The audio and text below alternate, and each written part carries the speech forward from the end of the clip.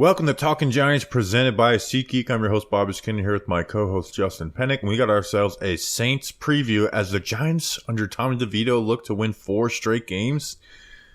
And I'll be honest, this Saints team does not strike, any fear in you, right? I feel like this should be a pick'em type game, especially with Chris Olave out, all that good stuff. Justin, how are you doing? Bobby Skinner, the New York Football Giants are in a playoff hunt until they are not. And they are right now, and that still is the case. Man, this is another game where I'm trying to pull up the line right now. This is another game where last week it's I feel like the Giants, they have a shot at this, and the Packers were a much more hotter team. That line last week for a Giants home game was Packers -6, or even Packers -6.5 it might have got up to. Now, this is an away game in a tough environment, but Giants +6 and Saints -6. I feel like that's another fishy line, and I kind of expect the Giants to win this game. Yeah, I don't know. I'm not going to sit here and say I'm wild and crazy right now. I want them to win. Maybe the line should be closer than that. If you ask me Packers or Saints, which is I would say the Saints are a much easier win than 100%. The Packers. Vegas has it basically the same line because the Giants are a road team this time. That's why. Yeah. Yep. Before getting into this episode, Justin, this episode was brought to you by some special people or person, because we only recorded one day ago. It's just Christopher Furchick. Oh. He's going to kick you, Furchick. He's a world beater tier 2, so he has the power of 5 regular Patreon. Hello. World beater tier. Patreon.com/TalkGiants. You know the drill. You just heard it yesterday. If you were listening to the mailbag, you get to hang out with us live while we're recording the shows. Patreon's going to see Danny King. I'll tell you what, you don't have that many more opportunities to see Danny King. He's going to take a little break for a couple months, and then he'll be back next year. But come and see Dan. I look forward to every single time Danny King comes on the show, because then I see his hair, I see his fit, and what he's got going on. He's a good-looking college kid. So Danny King's the main perk of coming and hanging out with us. Plus, Bobby Skinner will send you some stickers in the mail, and there's some shirt raffles. Get your Tommy Cutlet shirts. Patreon.com/TalkingGiants. The 6 and 7 Saints are in a 3-way tie for first place in the NFC South, and none of them are playing each other, so they could actually have a 3-way tie at 6 and 8 next week, which I'm kind of rooting for.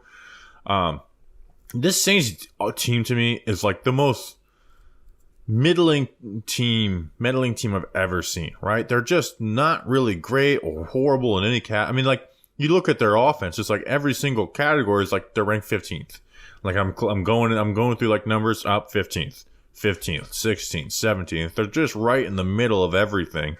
I don't think the Derek Carr stuff has went very well, but defensively they are a team that has playmakers in the secondary, even though they're not a team that stops the run well or really gets after the passer well either. So that's why they're kind of a middling team. It's because they're not really good up front, but in the back end they are pretty damn good. Yeah, Dalton Feely and I, we do a weekly power rankings video every single week, and it's just gotten to the point where whatever the NFC South standings are, we kind of just have a stretch of 3 teams in the Falcons, the Saints, and the Bucks. Whoever is first place in that division that week, you're 21, 22, and 23. And because those 3 teams in the NFC South, they're all so middling, and they're all just so kind of average in each of their respective areas. And maybe at least those other teams have identities, right? Right. You have the Falcons, their running game with Bijan. They like to get play action, and Jesse Bates, and then the Bucks are they're blitz happy under Todd Bowles, and they've kind of reinvented themselves with Baker getting the ball to Mike Evans. Where the Saints is just the most boring team in the NFL.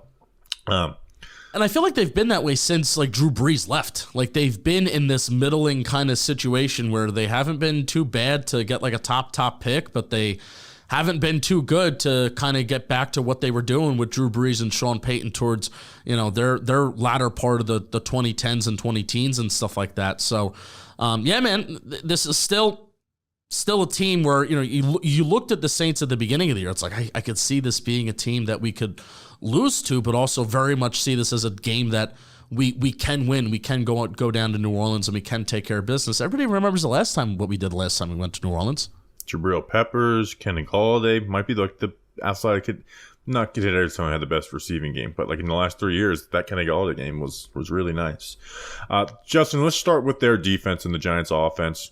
They have the number 7 passing defense in yards and efficiency. They also, they get interceptions. They have 14, the third in the NFL. Giants are getting back Darren Waller. Tommy DeVito, coming off of, to me, like his best game by far going up against this defense. I'm really interested to see how this one looks because their defense gets aggressive, right? Whether it's in man coverage or they're in their zone, they get aggressive out of it too. But they also don't really get after the passer well. I'm really interested to see what the Giants' game plan is this week because it's not really what they've faced, really at all with Tommy DeVito as the starting quarterback. No, I think this is besides the Cowboys. Because DeVito played in that Cowboy game, correct? Or he didn't start it, but he played in it? Yeah, he started the Cowboy game. That's his He loss. started it. Okay, so this is the second best defense that Tommy DeVito has seen. But they're not like the Cowboys where they have like this attacking identity that could maybe ruin Tommy DeVito's day. Like I almost want to say, because the secondary is so aggressive, I think maybe this is a game where you can run the ball. But the Saints' run defense is good too. So, Bobby, I'll just throw it. I think their run defense isn't very good at all. EPA per play, it's pretty good. Let's see if I can actually come up with the ranking here. No, I cannot. The site's not working, but it's pretty good. I'm looking at it right now. They're above average in rush EPA per play allowed. But what are you seeing? Like how do you think the Giants can attack this Saints defense? I mean, I think it's going to start with the run. The Giants have been trying to run the ball a lot anyways, even though their run game hasn't worked very well. But, the Saints are 27th in rushing total and yards per carry. To me, their linebacker play is pretty bad in the run game. It's like they aren't aggressive at all. They're not getting downhill at all. They're just kind of sitting and waiting for the action to come to them. And to me, that's the type of run defense the Giants can have a little more success with, right? Where the Giants, they've struggled with everybody, but what they struggle with the most is those attacking type run defenses where they're getting downhill, where they're having defensive linemen shoot gaps. The Saints don't really do that. They're basically, you play the gap that you're lined up in, and our linebackers don't play very fast at all. And I think it's led to them having a bad rushing defense. That being said, I do think the Giants, we talked about this with Green Bay last week. The Giants, even though Green Bay doesn't go in like crazy trying to stop the run, they did stack the box consistently. The Giants are, with Tommy DeVito and Saquon Barkley, they are just plan on teams stacking the box. That's the way teams are going to start playing the Giants. They're going to overload fronts. Like, that's what's going to happen. They're going to overload fronts, and then they're going to throw different things on the backside, on the weak side of those runs to stop you from getting into, like, weak side zone and all that. So, but my thing is I try and lean on them, right? Like, run double team type runs, like duo, where you're just doubling, and, hey, guess what? Walk that guy back into the linebacker because the linebacker's not going to mess it up because he just sits. So, and that's the thing. Even if they weren't even if they were a good run defense, I think it does start a little bit of that because this is an aggressive passing offense, right? Like passing defense. You got Marshawn Lattimore, who we all know how good he is. We got Paul Adebo, who's on the outside, having a great year, a long corner, third most forced incompletions in man coverage this year. And then Deontay Taylor, they moved him into the slot this year. Like he plays an aggressive style, and he has 4 interceptions, and we've seen that's where DeVito has struggled in some of those quick, those intermediate to short throws where, hey, it's not right there immediately, or guys are getting a little aggressive, and that's where he has his second thoughts. So I do think this will be a similar game plan for the Giants, though, where they're going to try and get into play action, especially with Darren Waller back. I think that could be huge. They're going to try and get into play action and throw the ball between 15 and 25 yards and run the ball. Like, I really think we're going to see – that's where I think it's going to be similar, despite this not being a similar defense that they faced. Yeah, so I actually wanted to next get into the guys that may be back this week. So Darren Waller cleared, and he was limited on Thursday, which is a good sign, was not a DNP. So yeah, he's playing unless there's a setback. He's looking like he's going to come back, and it also looks like Evan Neal may come back too. What are your thoughts on that? And because honestly, this offense is better without Evan Neal in it. If you're starting Tommy DeVito at quarterback, you cannot not start Evan Neal. Evan Neal should be the starter. You need to see what he is in these last 4 games, see if there's been any mental improvement in his game. And you know I agree with that, but I'm just saying, just from an objective standpoint, like Tyree Phillips has been better than Evan Neal, but you still need to see what Evan Neal can do, I guess. Yeah, Evan Neal, he has to play. If you don't play him, it's shocking. If he doesn't, hey, guess what? If you don't want to play him, fine. Do not. He can't even be in a battle for the starting job then going into next year. You know, if that's where we're at with Evan Neal, right? So, are you there? I guess because am I maybe not seeing it right? Like, is that such an egregious statement that I said that the offense is better with Tyree Phillips at right tackle? No, I mean Tyree Phillips hasn't been like fantastic, but he's had good games. Whereas Washington the first go around, this past week versus Green Bay, I did a segment on him in the O-line report. Like he played well, right? I was surprised at how well he played against Rashawn Gary. So yeah, he has played better than Neal. Now Neal's made his own improvements, but Neal has to start. It's just a matter of fact. You have so much invested in him these last 4 games. He needs to be a starter. If Neal doesn't start, then you got to put Tyrod Taylor in the game to me.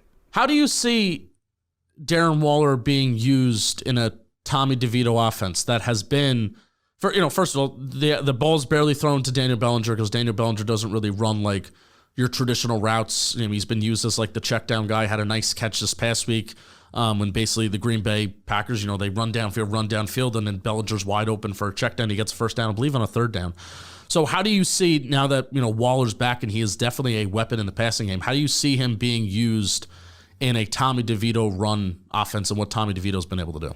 Crossers and RPOs. Love it. Let's not try and run stick concepts and have him running, choice routes.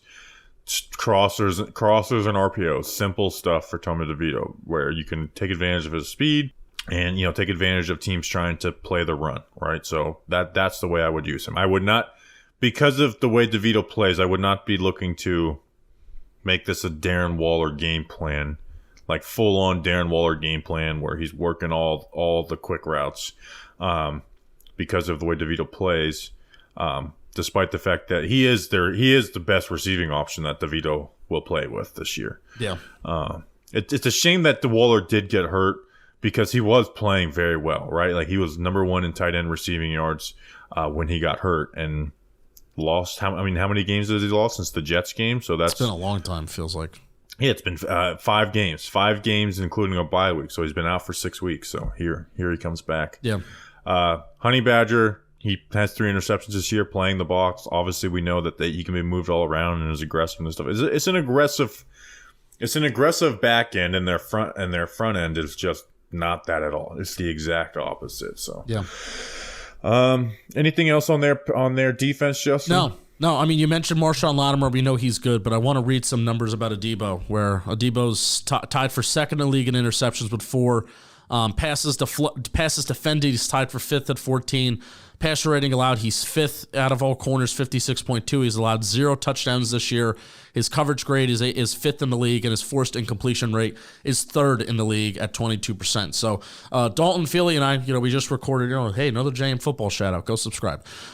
We just recorded our all JM team video, and Adebo was on there for the Saints. It wasn't Marshawn Lattimore, and Alontae Taylor's a guy that was a draft guy a couple years ago who we kind of liked, we kind of looked at, and he takes a lot of chances, and when he takes those chances, he can make some big plays, he can make some highlight plays. So the secondary is good, and it's another game, Bobby, where I'm looking at this Giants offense, saying, hey, can they get a run game going, because their offensive line has been really, really bad run blocking, and they've gotten it sorted together pass blocking. And also I'm looking at it, another Darren Waller game that he's active. I'm looking at he's the X factor in the passing game. If Darren Waller can be effective, if Darren Waller can get things going, then this Giants pass game has a shot. But if they can't get him going, then it could be a little bit of tough sledding. Shout out Diggy. He did a film breakdown on Adebo. He was a big fan of his, so I just want to give him a shout. I remember that. I usually don't watch film breakdowns. I watched that one. I think I watched it the day before the draft. Let me get some idea. Diggy did a video on him. Diggy's good with those secondary guys. Why don't you talk to us about something?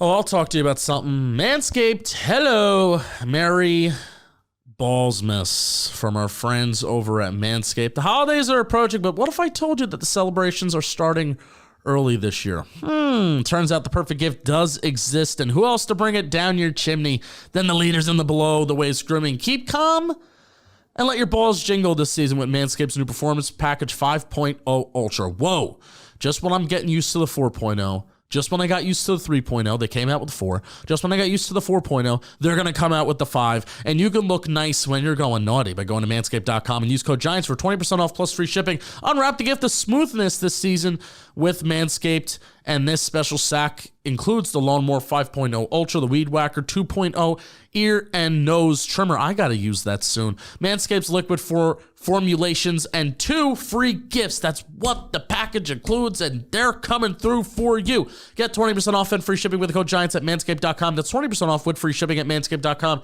Use code GIANTS. Manscaped, get your jingle balls ready for the holidays. You'll be glad you did. All right, the Saints offense. Hard to get a read on this offense. They're, like I said, they're 15th to 17th in basically every category.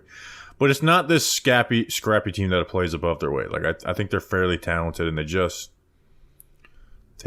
don't produce the way that they could, right? Like they're bottom half in red zone percentage, but they're attempting the 4th most field goals, so they're putting 3 points on the board consistently.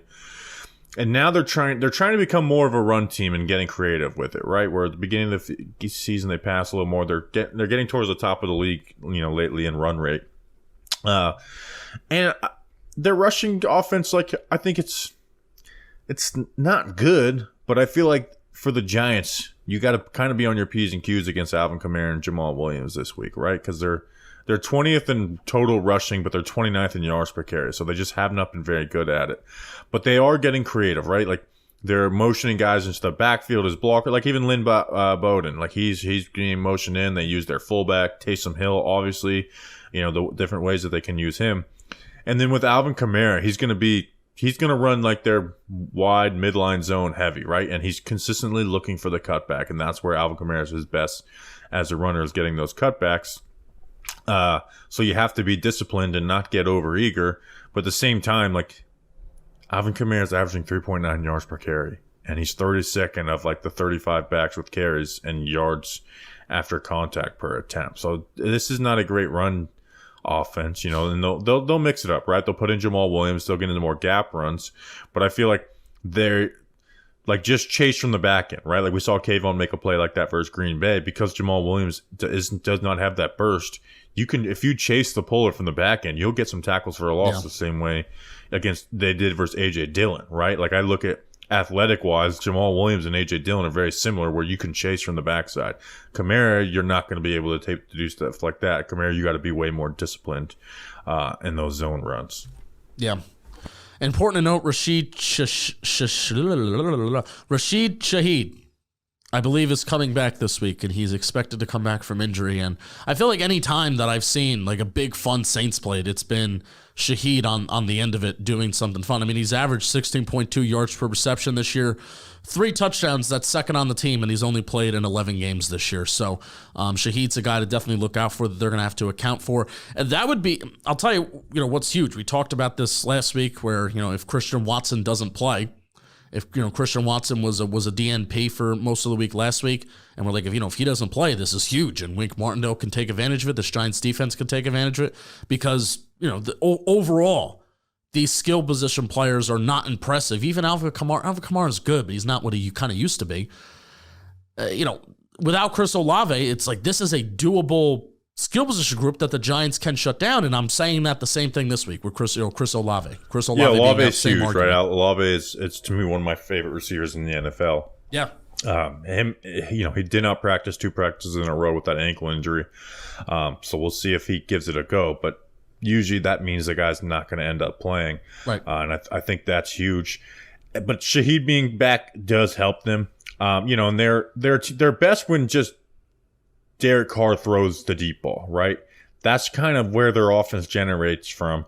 And they throw it fairly often, right? But that's when you see their offense good, and they have those guys. And Olave can do that, even though he's not going to be doing. That's not his main. That's not his real focus of his game. But Rashid Shaheed, even A.T. Perry, who I liked a lot in the draft, he's starting to get a little more involved, and he doesn't have a bunch of catches, but he averages like 25 yards per catch that he gets. Right? He's that big play threat that they have. So they do the deep ball fairly well. But to me, with them, it's about what happens in between that, right? Like Carr's kind of getting to his checkdowns and then likes to throw the go balls. Kamara, 6 catches per game, but only 6 yards per catch. But this, to me, Justin, this could be a Wink masterclass game because this offense, there's parts of it that reminds me of the Panthers and Bears offenses last year, where they just cannot set their protections correctly versus the blitz. And guess what? We have Wink Martindale, who's going to throw all types of different shit, and you got to be on your dotting your I's and crossing your T's to make sure you are protected against them. Or they'd rather, because they want to get Kamara involved in the receiving game, they'd rather just send 5, block 5, and when you're facing a Wink Martindale scheme, man, it just leaves you open. There were so many times where I see free rushers that should not be free rushers. I just don't think they set protections correctly, and I think Wink Martindale is going to find the tendencies of what they try to do, how they like to set them, and really take advantage of them. And Derek Carr to me is really bad versus the blitz. I know his box score stats aren't bad, but he has a 23% pressure to sack rate when he blitzes. And I think with the blitzes and Dexter Lawrence most likely being able to dominate the middle, it could lead to some really bad Derek Carr ball this week, right? Like the heat's already kind of getting on him in New Orleans. It could be a disaster class for Wink Martin or for Derek Carr against Wink Martindale's defense this week. Yeah, and what I love most about the Saints offense is that they rarely score when they're in the red zone, which, what's the what's the Achilles heel of the Giants offense is that they can't score touchdowns and then the defense will get tired out and then they'll allow touchdowns and then the game script is over.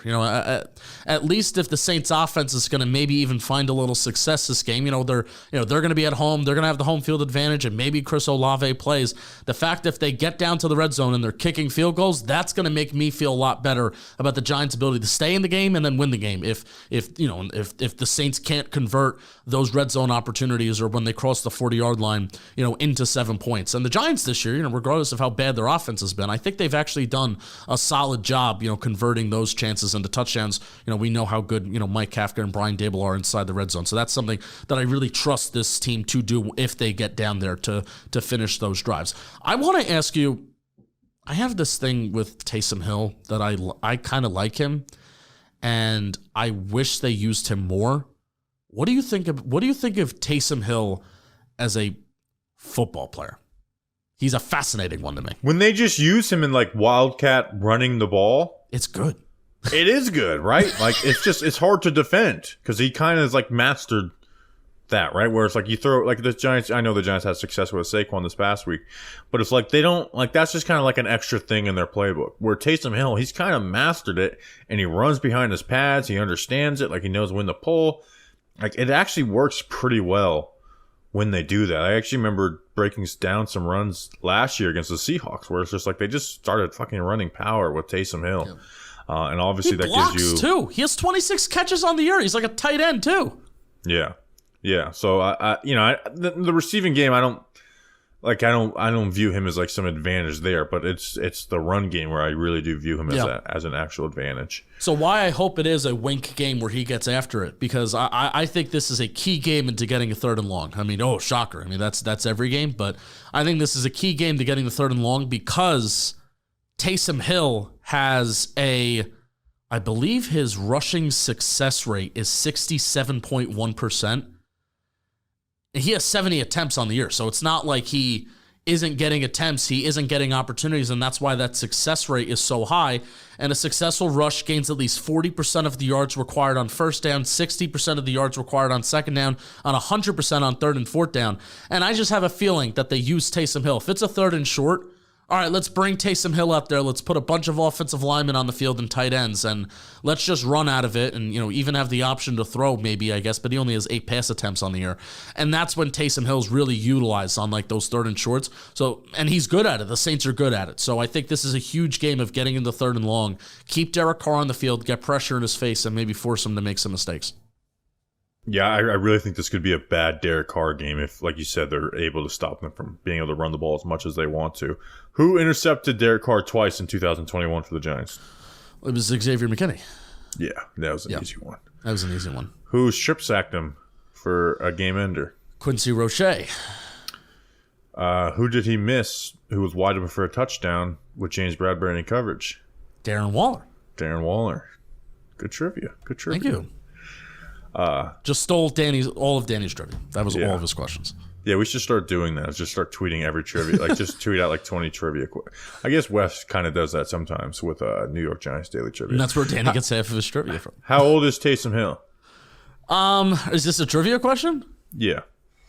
My guess is 27. Are you serious? He's 33 years old. No way. You know who I had a realization who's pretty old too this week? How much money Taysom Hill's getting? You know who I had a realization who's pretty old this week? Who? Tommy DeVito. He's 20. What do you mean old? He's 25. Yeah, but he's a rookie. Like I had a realization when he's old. like the class of 2017. I'm talking about like rookies. You think of like 21, 22 years old. Like yeah, I get it. He's a year younger than Daniel Jones.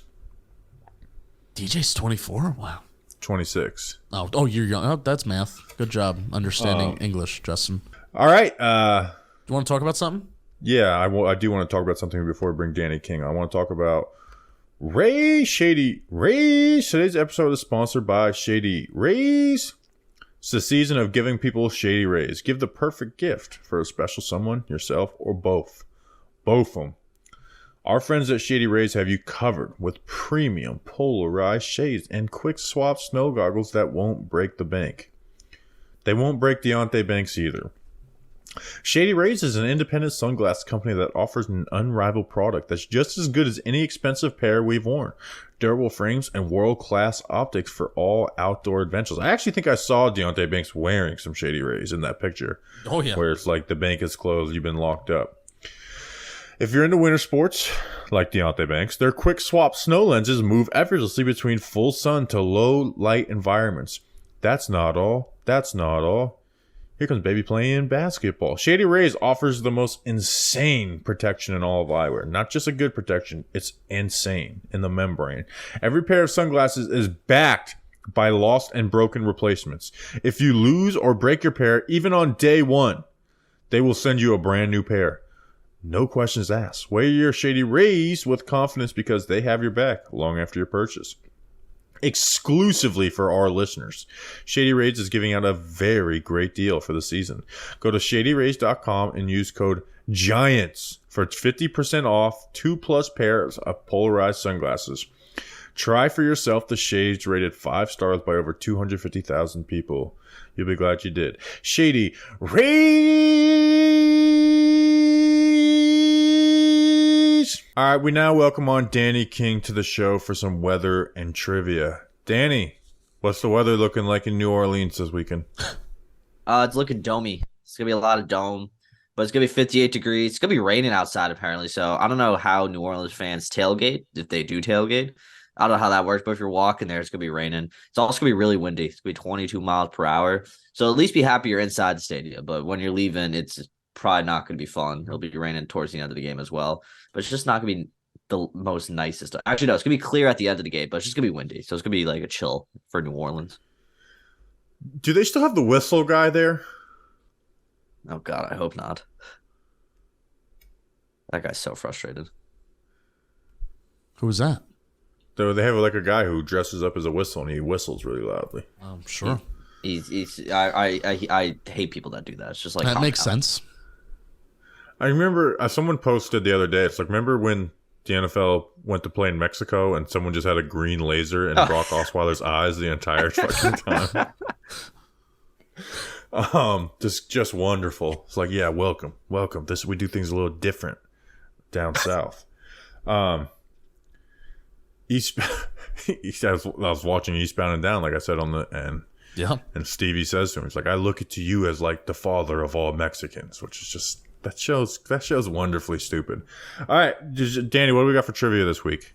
All right, so back on December 9th, 2012, I believe I got the date right. The Giants defeated the Saints 52-27. It was a good game for Eli. He threw 4 touchdown passes, one to Victor Cruz, the other to Hakeem Nicks. Can you name the other 2 he threw a touchdown pass to? And David Wilson ran 2 in, so it is not David Wilson. There's 2 more receiving touchdowns that Eli Manning threw. I was going to say that's the David Wilson game. because that was the David Wilson game. So he threw one to Cruz and one to who else? Hakeem Nicks. Okay, so it wasn't a receiver. Is this a Myers? Myers, the tight end? No, I think we already did a Myers game. I'm going to say... I think he was right after, though. Oh, no. No, who came first? Myers or maybe Martellus Bennett? That might be Martellus Bennett. I think, all right, my one answer is Martellus Bennett. And then there's one more, Danny? Yeah, there's one more. Okay. Wait, it's one player who had 2 touchdowns? Or no, there's two. It was one player had one, the other player had the other. So there's 2 players' names I need. Bobby, you get the next player. I don't know. That's not a player. Henry Hinoski. Yep, that's it. That's the player, but it's not the correct player. Martellus Bennett was correct, Justin. That was a great grab right there, Martellus Bennett. The other was Dominique Hickson. He caught the other receiver touchdown from Eli Mann in that game. So it was Martellus Bennett and good old Hickson. So solid guess on Bennett. I was thinking I could trip it up with the Bennett, but no, Bennett still was able to get God. So great week of trivia right there. Forget that Martellus Bennett did play for the Giants. 1 year. He was a productive player in the NFL. All right. So that's trivia. All right. So fantasy this week. Justin will be picking first. He's 81 points off the lead. I'll be picking second. After a 45.5 point outing, I stretched my lead over Danny, who'll be taking third by 12.9 points. So obviously Danny could pass me this week if he has, 13 more points, which is very doable. But I did the math. I need to score 44.5 points per game to overcome Justin's record in 2020 for most points per game. Ooh. So that is on my goal. Now, obviously, I'm not going to get 45 points every week, so I need like a 60, 65 point outing in one of these games. And the Eagles games might actually help with that. So we'll see how it all goes. But Justin, you have the first pick this week. I don't think it's an easy one either. No, I think you're being sarcastic. There would have been a little bit. Actually, I think there's 2 players. There are 2 players. It originally was 3. You forget that the one guy exists. I'm going to take Saquon Barkley. I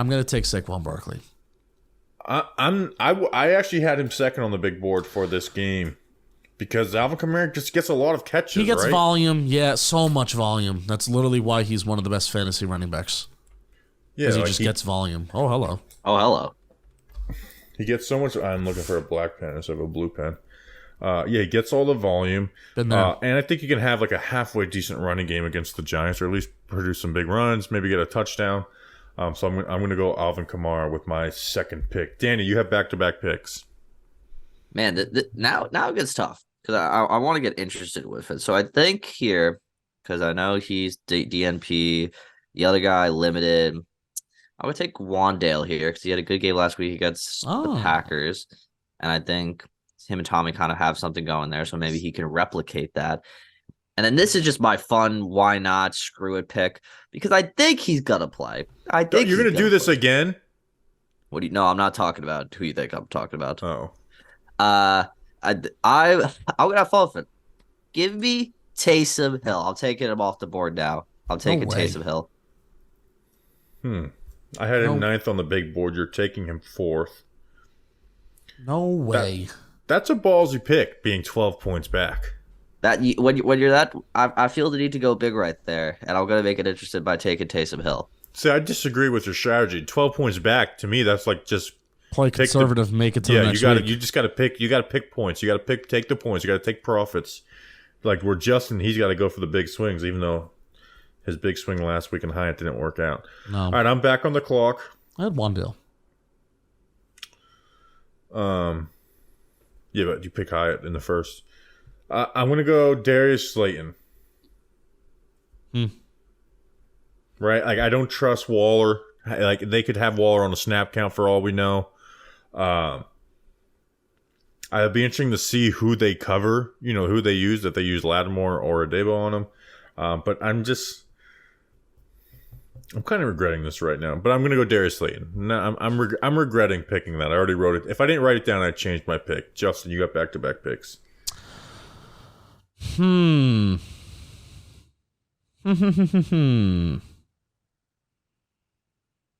Darren Waller. I have a feeling he's going to be on a pitch count.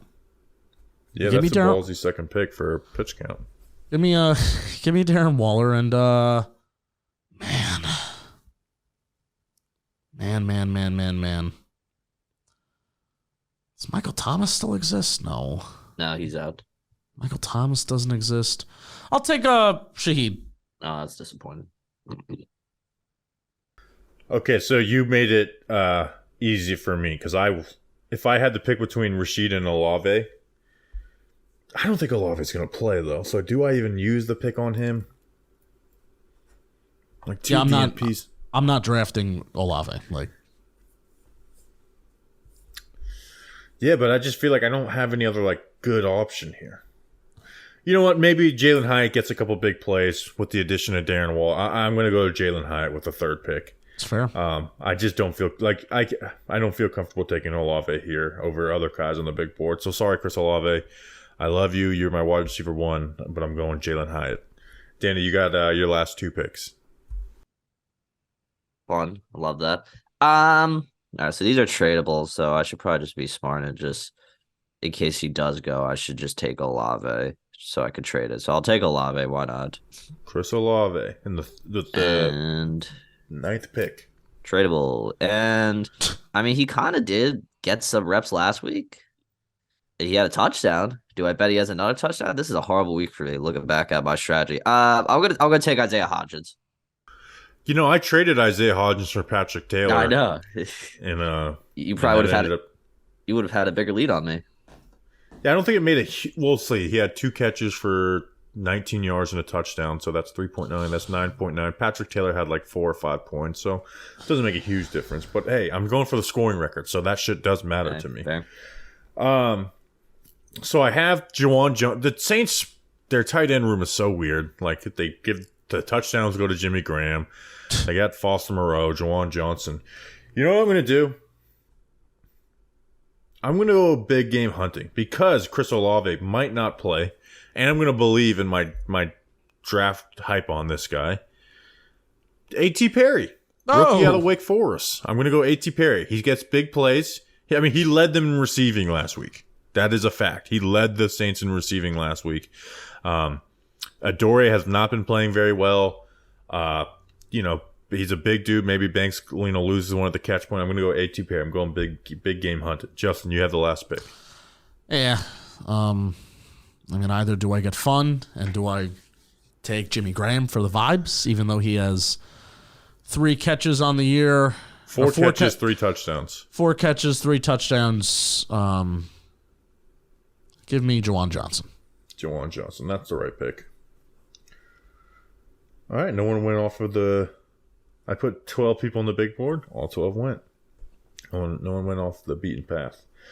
All right. So to recap, Justin, who is 81 points off the lead, took Saquon, Darren Waller, Rashid Shaheed, and Juwan Johnson. Myself in first. Got Alvin Kamara, Darius Slayton, Jalen Hyatt, A.T. Perry. Danny in second, back 13 points. Wandale, Taysom Hill, Chris Olave, and Isaiah Hodgins. Who are you going to trade Chris Olave for when he doesn't play, Danny? That's a good question. That'll be research I'm going to be doing throughout the week based off that situation. Jimmy Graham. Yeah, let's see if you remember to do it. Oh, you did not take... I mean, I'll be home, so I'll definitely remember to take it. Okay. All right. Giant factors.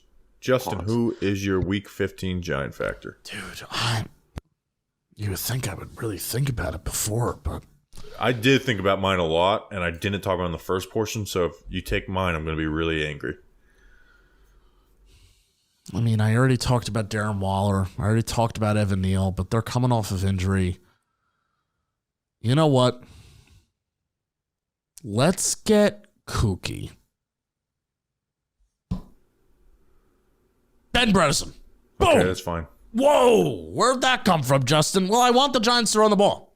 Kind of want the Giants to run the ball this game. Saints secondary is good. They're big game hunting out there. I know Tommy DeVito's protected the ball well, but they may bait him into some stuff, and they may take him to school a little bit. Well, let's get going a little bit, Ben Bredesen. Justin Pugh came on this show, sang your praises. Let's get going. Let's open up some holes, lead that interior to good places. Ben Bredesen's my giant factor. Whoa, that came out of right field. Yeah, he didn't play very well versus the Packers. Devontae Wyatt basically had his way with him. All right, my giant factor for this week is Micah McFadden. Whoa. What a great one. Micah McFadden has been taken off the field on third downs consistently. Isaiah Simmons is on the injury report. Maybe doesn't play, so you're going to have to play in those coverage downs. You are facing a team that likes to play wide zone and hit the cutback with Alvin Kamara. You cannot play overly aggressive versus that. You have to play gap responsible, but you also got to get over the top to stop them making from a big play. So you have to be playing smart and aggressive. You can't just be triggering downhill while OKRK cleans stuff up. You can't do that in this game because Kamara is so great at getting back to the cutback. Also, Kamara gets used in the receiving game a lot, right? You got to be on top of that. Even though you're not in man coverage, you could be in zone. Screen games. Rashid Shaheed, you can be used in that. Alvin Kamara, obviously, the Giants. You got to make those tackles in the open field. You didn't do that versus AJ Dillon a week ago. So Micah McFadden, you are truly a giant factor this week because you've been playing well. We need a big game out of Micah McFadden for the Giants defense to be as dominant as it possibly could be versus Derek Carr and these Saints. So Micah McFadden be a giant factor. Danny, who is your week 15 giant factor? I know y'all talked about him, and he is looks like he may come back this week, so I'll keep it short and sweet. I mean, Evan Neal, everyone hates you, quite frankly. I don't know many Giant fans that do like you, especially after your whole Flip and Burger content. But we would love for you to work out as the future right tackle, or if they move you somewhere else. But Evan Neal, if you're out there, be a reason why the Giants do not lose this game. At least we drafted you highly. You got to prove something here, and these last few games are monumental. So hopefully you can come back. Hopefully you can prove something, show why the Giants entrusted you with such a high value draft pick. Evan Neal, don't flip burgers. Be a Giant factor. Yeah, be good. How about that? That'd be really nice. All right, spread picks. The listeners, they're not having any bad weeks. They went 5-3 last week. They are 59-49. I've been slowly and surely chipping away though, and I am tied with Danny King in second place at 53-55. And guess what? If the Eagles would have covered this past week, I would have been back to 500. I am running my own race. I got to get over 500. I've done it every year that we've done spread picks. I got to get over 500. I went 6-2 last week. Danny went 5-3. And then Justin, he went 3-5. He's 46-62. It's going to be tough these last 4 weeks for you, Justin. Sure. But it is so important for me to be able to say week 1 next year, hey, I've been over 500 every single year. And even though if the listeners win, I still want to win out of us 3. So before we get into the spread picks, Danny, who are they brought to us by? Guys, the NFL season is almost over. I'm sad. It's always a sad time when it comes to an end. But we got to make every second count. And with DraftKings Sportsbook, 2 months. You can make the most out of every game day. Bet on your favorite teams for a shot at winning big bucks. New customers can score $150 instantly in bonus bet for betting $5 on any matchup. That ain't too shabby. So if you haven't already, I don't know why you would have done it by now. Go get in on the action with DraftKings Sportsbook, an official sports betting partner of the NFL. Download the app now. It doesn't take that long. And use promo code WORLD. New customers can score $150 instantly in bonus bet for betting just $5 on the NFL. Only on DraftKings Sportsbook with promo code WORLD. The crown is yours. Go take it, people. Gambler problem, call 1-800-GAMBLER. In New York, call 877-8-HOPE-NY or text HOPE-NY to 467-369. In West Virginia, visit www.1800gambler.net. Please play responsibly. In Connecticut, help is available for problem gambling. Call 888-789-7777 or visit ccpg.org. On behalf of Boot Hill Casino and Resort, must be 20 or older in most eligible states, but age varies by jurisdiction. See DraftKings.com/sportsbook for details and state-specific responsible gambling resources. Eligibility and deposit restrictions apply. Bonus bets expire 168 hours after issuance. Terms at sportsbook.draftkings.com/football terms. You'll be glad you did. Be glad you did. Thursday Night Football. We've got the Justin Herbert list, Keenan Allen list Chargers at the Raiders, who literally scored 0 points last week. The Chargers scored 0 points the week before. Raiders -3. The listeners, represented by Giant Roddy Piper, who, by the way, has represented the listeners before, went 5-3 in Week 4, 2021. They are going Chargers +3. I'm going Raiders -3. I'm taking Antonio Pierce versus the badly coached Chargers without their hero ball quarterback and their best receiver in Keenan Allen. And so I'm going Raiders -3. Justin. I am also going Raiders -3. Is Aiden O'Connell still the Charger quarterback this week? Have they made that change yet? Or Well, he's on the Raiders now. He's on the Raiders. Yeah, I know. Is he going to be the quarterback? Is he still going to be their quarterback this week, or is it? I would assume so, unless they're hiding it. Yeah, I don't know if they made the switch yet. I'll go to pick the Chargers. I'll be different. All right, so me and Danny, one of us, unless they push, which has happened. One of me or Danny will be sole second place when the games start on Saturday. We actually have 3 Saturday games, and they're all in here because they all have playoff implications. Speaking of playoffs, have you guys made the fantasy football playoffs in your main leagues? No, my team choked. My team choked. Lost 5 straight. Your team choked. Yep. Started Tommy DeVito this week. It was the coaches. Nah. I blame all my players. I had a bad year. And Joe Burrow. I had a bounce back. Last year I started paying attention to fantasy football Twitter, and I had my worst year ever. And this year I said, I'm going back to, he got that dog in him type of analysis. Yep. Vikings at Bengals -3 on Saturday. What do you have in this one, Danny? Josh Dobbs getting benched for Nick Mullins, by the way, too. Yeah, you just Vikings. I mean, maybe Nick Mullins is that much better, but I'm just gonna take the Bengals. Jake Browning looking pretty fun, and they're just a better team than the Vikings right now. Just as simple as that. I'm also gonna take the Bengals. I feel like, why am I blanking on his name? Oh my God. Chase Brown? No. Nobody tell me. Brian Flores, thank you. Brian Flores in that defense. I mean, they somehow have a higher blitz rate than Wink. And, hey, I'm not going to say I know that they struggle with screens like they do, the Giants do with the high blitz rate. But the Bengals and what Zach Taylor's been able to do is really just be surgical and getting the ball out of the quarterback's hands. And the average depth of target's been really low, and they've kind of kept themselves on schedule. And I think that could match up well against the Vikings and Brian Flores. I disagree. I think this Jake Browning Mickey Mouse run of throwing screen passes comes to an end. I'm going Vikings +3. They bounce back. That defense has a really good game against them.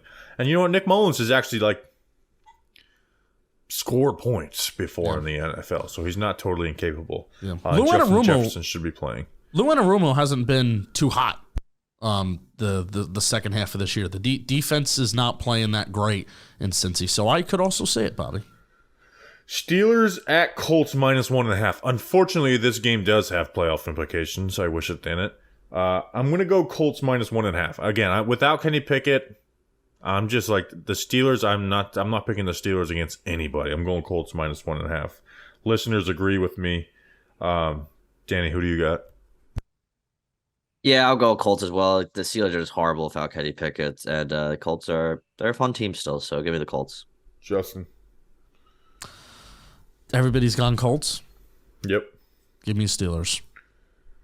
The Steelers. All right, this is the game I have the hardest time figuring out what's going to happen. We've got Broncos at Lions -4.5. This is a big show me game, even though I'm kind of in on the Broncos and I think they're going to make the playoffs. And I don't think they need to win this game for that to happen either. This is the show me game of the week. And I'm going to go Broncos, dude. I'm just going to if it's a show me game, I'm going to take the points and I'm going to say show me the points. I'm going Broncos. They're a tough, gritty team by Sean Payton. I think the Saints might be a lot better team if Sean Payton was coaching them, by the way. Justin, what do you got? Dude, Broncos defense has been playing out of its mind. And Aaron Glenn may lose his job. Give me the Bronx. Listeners agree. Danny, is it a clean sweep? He will not be. I'll take the Lions. They're Yes. home. I think they have a bounce back week this week, even though I do agree with you, Justin. Eric Glenn will probably be fired at some point, whether the season's over. The Lions have been a little sketchy for like a few weeks in a row now. That's the thing with the Lions that worries me. Yeah. It's They like, do what get is CJ happening over there? that's So next I'm dialed into this game, and it's a show me game. They could also win by 3. So I kind of regret taking the Lions. I mean, You took the Broncos. I took the Broncos. Oh, never mind. I'm good. Bucks at Packers minus 3.5. Dude, that Jordan Love game totally turned me off from Jordan Love. Like actually really watching him deeply. And I think Todd Bowles is going to get out after it. This is my pick of the week. Bucks plus 3.5. Jordan Love stinks. Listeners disagree with me. They're going Packers. What about you, Danny? Not only did that kind of man, maybe Jordan Love isn't all that yet. That defense was just horrible. I did not. They were just making it. They allowed Tommy DeVito to go down the field like however many minutes. So I'm taking the Bucks. I think they could easily take advantage of this game.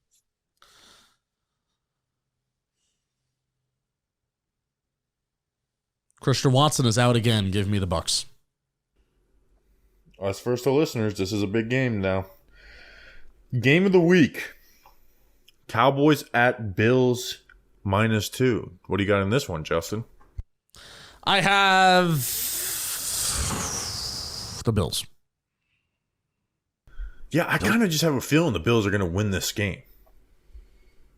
The Bills are still a good team. Like the Cowboys are at their highest, right? Like, oh my gosh, they're at their highest. They finally beat a good team, and it would be so Cowboys to just lose this game. But it's also, it doesn't make the Cowboys like a disrespect. Like, just the no, Bills but what are if the still Bills a win good by team. what if the Bills win by like pretty handedly? That would be, I guess, a different story. Now, Like I don't the think Dak. I think that Dak will do good versus that defense. I don't think that's going to happen, but I do think the Bills end up winning this one. The listeners are going Cowboys. Danny, who are you going? I know they're not home, but I'm also taking the Cowboys. They're just the better team. Yeah, I mean They are the better team. That's true to say. Like the Cowboys are the better team than the Bills. Listeners, Ravens at Jags plus 3. What do you got in this one, Danny? Ravens at Jags. Jags looked bad last week. Yeah, I'm gonna take the Ravens. They're just the hotter team right now, and they added Malik Cunningham, greatest quarterback from known to man. Yeah, I'm not. Now, I didn't think Trevor Lawrence would do good versus the Browns, but the Ravens are a damn them and the Browns are the best 2 defenses in the NFL, and I don't trust the Jags versus those types of defenses. So I'm going Ravens minus 3 as well. The listeners are too. Justin, clean sweep. Clean sweep. Yeah, Ravens defense very, very good, and Trevor Lawrence did look bad last week. Eagles at Seahawks Monday Night Football. Seahawks plus 4. I just don't have any faith. Like I think the Eagles bounce back. The Eagles minus 4. Like the Seahawks aren't a super good team. Eagles minus 4. Justin. Seahawks plus. Oh, don't write it down. Don't write it down. Don't write it down. I didn't. What's the status of Geno Smith? Not very good. Yeah. I can pull the Seahawks injury report. This spread should be more. Or no, it's too close. Like it. Yeah, it's like All right, so then take the Eagles then. Seahawks. Danny. What? I'm taking the Eagles since yes, they sucked last week, but they are a better team than the Seahawks. Also, Geno Smith did practice today. I don't know how much though. Listeners are taking Eagles as well. All right, it's time for Giants and Saints score predictions. Danny, what is your score prediction for Week 15? New York Giants at New Orleans Saints, 1 o'clock on Fox. You know, you just got to keep riding the hot hand, and the Giants are going to win this week. They'll probably win. I think they'll put up the same score as last week. I think they'll score 24, and I think Derek Carr will get booed off the field after the Saints only score 14 points. Wow. I like it. Justin, how about you? 23-21.